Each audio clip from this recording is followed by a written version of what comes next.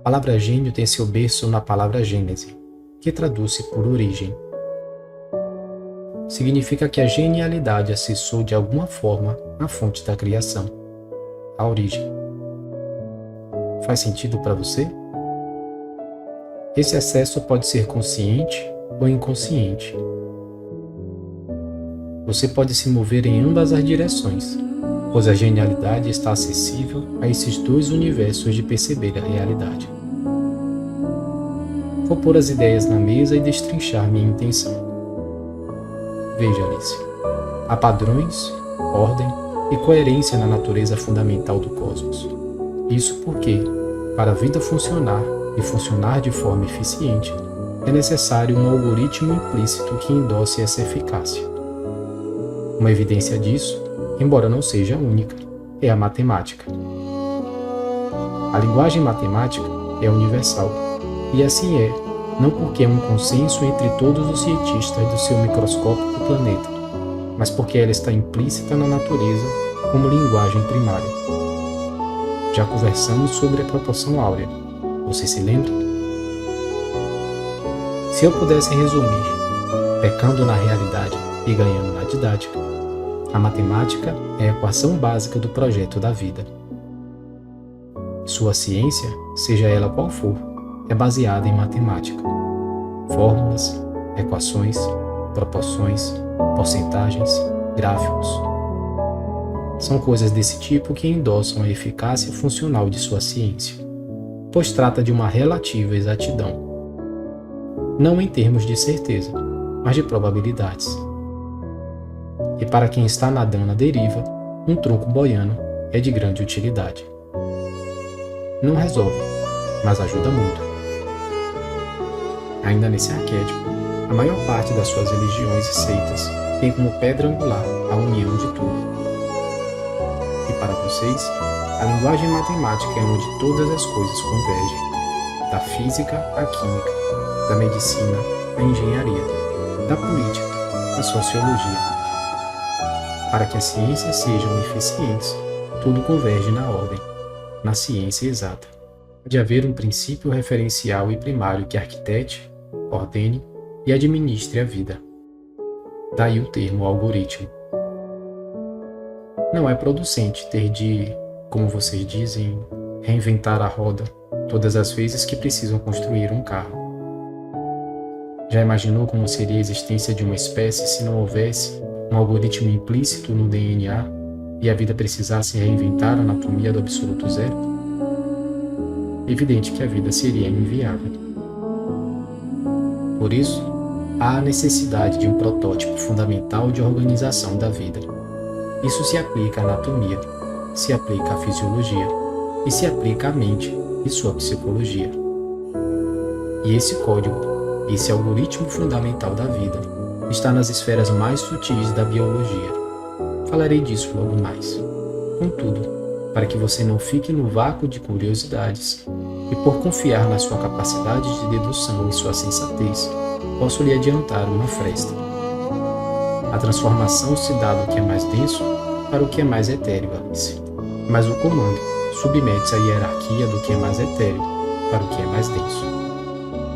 Com base em tudo o que conversamos, sei que sua conclusão será adequada. Voltemos à pauta preposta. Fato é que tudo está em união e a ordem pressupõe lógica. Reitero, não por redundância, mas por pertinência. A vida cósmica, para que funcione de forma eficaz, necessita de um protótipo fundamental e um algoritmo essencial que a endosse e guie. E a matemática, para sua espécie, é razoavelmente boa de se entender esse princípio. Por vezes, eles podem se expressar na música, na pintura, na escultura, na arquitetura, na engenharia.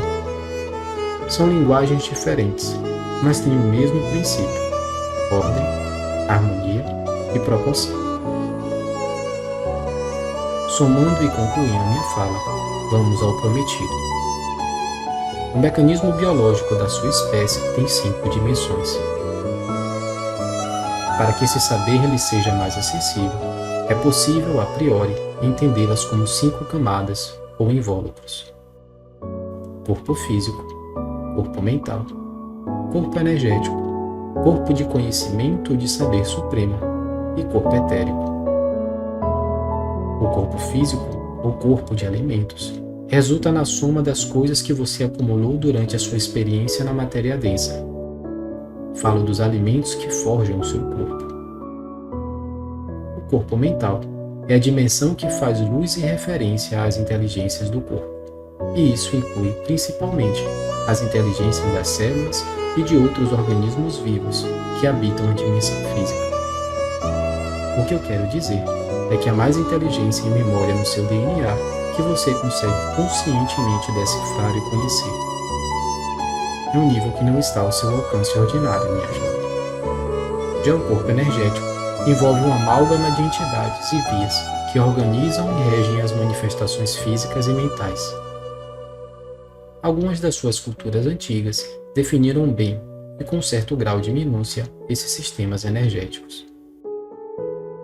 Esses 3 estratos da fenomenologia da vida são mais plásticos e maleáveis, e o propósito de conhecê-los e moldá-los é criar condições favoráveis à transcendência desse mecanismo transitório da matéria densa. Isso nos leva à 4ª camada, que, por falta de um vocabulário conceitual que lhe conceda a totalitária compreensão desse nível, me impele a chamar de corpo de conhecimento e do saber supremo. Essa camada se debruça sobre os aspectos da percepção extrasensorial. Em outras palavras, é um tipo de saber que vai além do alcance dos seus órgãos dos sentidos. E isso faz dele uma dimensão pouco acessível ao senso comum.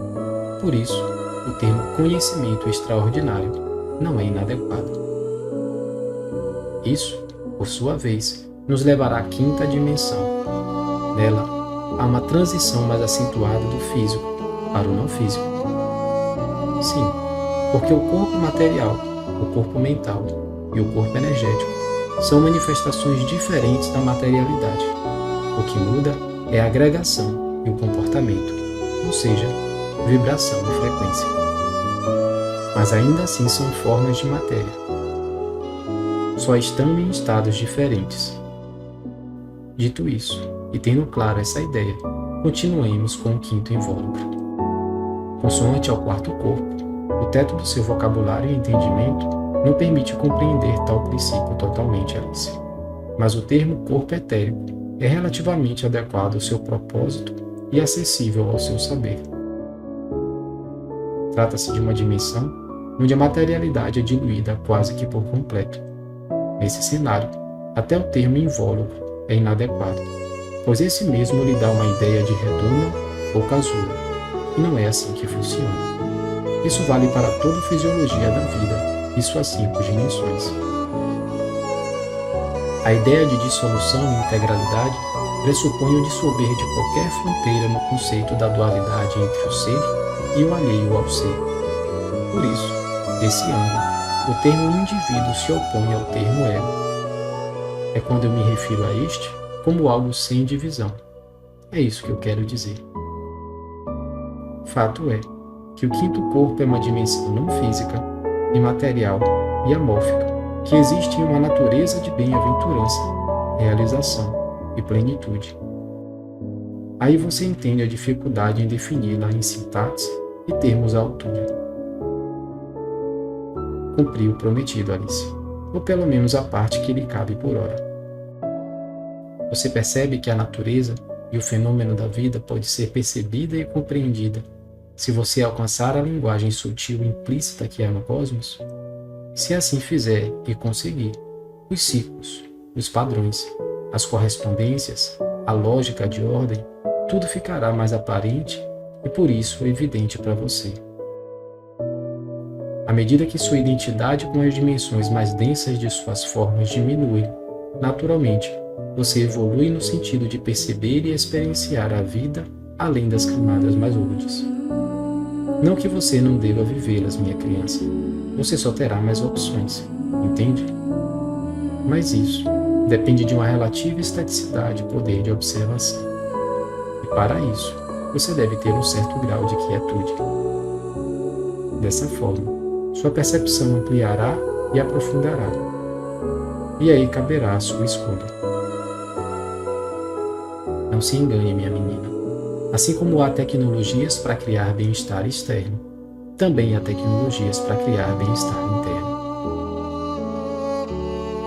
A vida pulsa em inteligência em muitos níveis e dimensões, Alice. Talvez, se a definição de seus deuses se assentasse nesses princípios que lhe expliquei, o de inteligência suprema, e não de deuses de afetos e paixões, as pessoas seriam mais sensatas e o mundo, quem sabe, presumo fosse melhor.